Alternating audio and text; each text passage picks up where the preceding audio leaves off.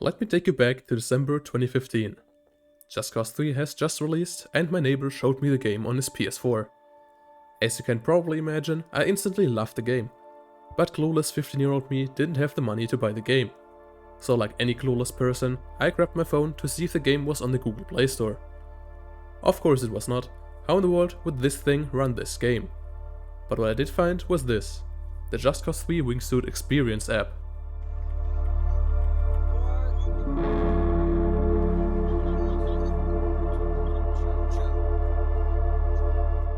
This app lets you watch some gameplay videos of some different places on the game's first island. But the special part was, they were all 360-degree videos, so you could move your phone to look around. This was actually super cool, and of course I eventually annoyed my dad to get me the game, and I eventually forgot about the app.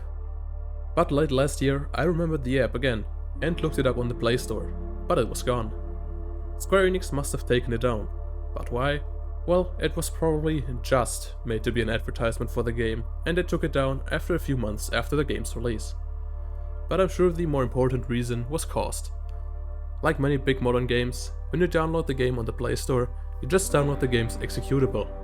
When you then go into the game, it has to download the game's data, like models, images, levels, etc. Or in this app's case, the videos and music. And I'm pretty sure this data had to be hosted by Square Enix somewhere, which of course cost the money, which I didn't want to pay anymore after the game was already released for a few months. And this also brings us to problems with games like this. Once the server is gone, even if you have the game's executable file, you can't get the game's actual data anymore and it's essentially lost.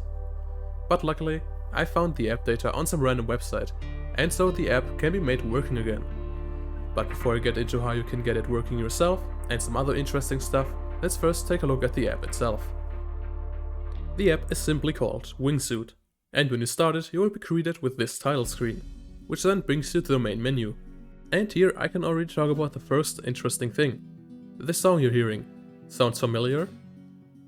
Probably not, because it's not in Just Cause 3. This song can actually be found in the files for the actual Just Cause 3 as well, but it's unused.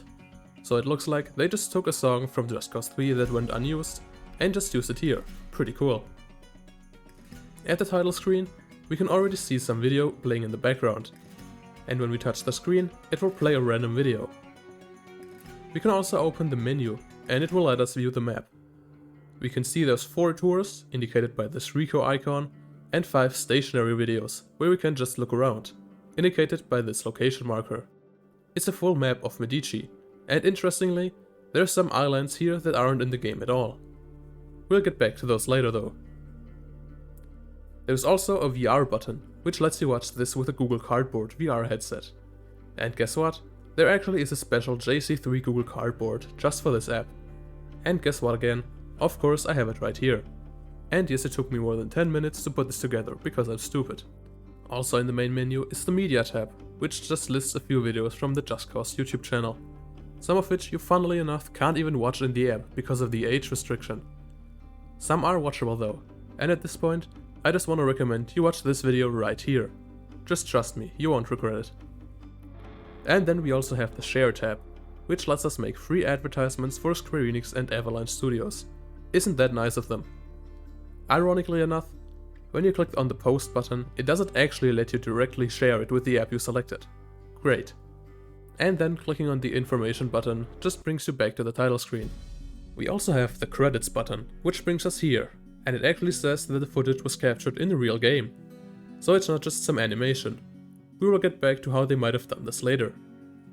It also tells us who made the app, Mindlight BV, and looking them up, they actually seem to be expert in 360-degree video capture, not just for video games, and they've worked together with a bunch of other companies.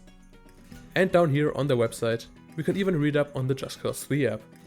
We can also click on the pre-order button, which will open the browser and nowadays redirects us to the Just Cause 4 website.